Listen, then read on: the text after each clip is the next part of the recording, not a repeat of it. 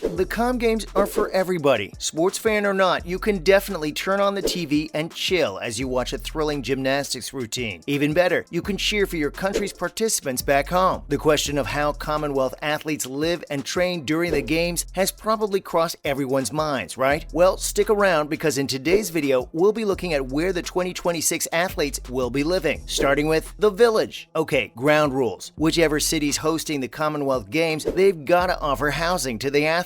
This isn't a tiny number, mind you. Every year, there are about 1,000 people competing. As for 2026, there's a total of 1,750 athletes so far. That's why hosting is no easy task. Of course, it's huge PR for the host city, but you gotta be able to provide what's required. Not only does this involve housing, there are training facilities too. Tennis courts, pools, medical facilities, the whole shebang. Plus, since there's all this stuff being built to accommodate the contestants, it's gotta be useful after the Games are over. The village being built has to be converted to social welfare resources after the big Games finished. There's all this space. Why not use it for good? This brings us to what options the players have for the 2026 Comm Games. For starters, guess who's hosting next? The land down under, as they like to call it. Yep, Australia. Specifically, the city of Ballarat in Victoria is going to be hosting. Since Ballarat is the vintage hub of Australia, they decided to take on the responsibility of housing the athletes. Next we have Ballarat, the nitty-gritty. The Courier has done a deep dive into the detail, so you don't have to. They've noted down 4 potential sites that can be turned into a state-of-the-art mini-village for the Comm Games. Of course, construction hasn't started yet, but it's about time it should start if they want to be ready by 2026. Ballarat city staff is in a turnover lately, plus land prices just keep on rising. Get this, you usually need a decade worth of a head start to start building the athlete village. Good luck to Ballarat because they've got to get all this done within 3 years. Yikes! Don't worry too much though, they aren't going to start from scratch. The city's got 4 huge chunks of land they can develop to turn into a village. Sure, the infrastructure does need tweaking and facilities like rec centers need to be built, but hey, it's better than starting off with nothing. And now for Parkville Psychiatric Hospital. Let's start off with this site. We know what you're thinking. How can they build over a psych ward? Not to worry folks, it's an old defunct one that hasn't been in use for years. Dr. Shaw, a housing specialist, has given a thumbs up for this one. The question of sewage and other infrastructure bits and bobs is put to rest here because it already has most of those things. There are like 1,000 units of land that can be used, which is ample for building houses and training courts. Since it was a hospital before, it'll be easier to renovate the medical offices that are already there. On top of all that, Dr. Shaw says this is amazing for the future of Ballarat. After the Comm Games are over, the site can be used as a rehab center for the city. Think about it. It'll have housing, medical facilities, and recreational activities. All those things are basically what a rehab center needs. It's a great social welfare plan and can save a lot of lives in the long run. Next up is CBD Eastville Car Park. The next on the Courier's list is an old car parking area that isn't in use anymore. Experts in the city say that this is also a really good option since there are about 1,500 units of space completely free as of now. Here, extra facilities like lounges and dining halls can be worked on to provide the athletes with the best care possible. Come on, if you were an athlete in the Comm Games, you'd want to relax in style after a long day of training too. Of course, they'll have to speed up the process. 3 years is a really tight time frame to build a whole village. Lucky for them, the Eastville Car Park is already overdue urban development. Housing for welfare's been tight in the city, so after the Games are finished, they can easily use it for social welfare. Sounds like a win to us. Plus, they can also build huge apartment complexes here because the land supports that kind of infrastructure. Another win, folks. Continuing on now to Len Barris Reserve. Now for the options that are kinda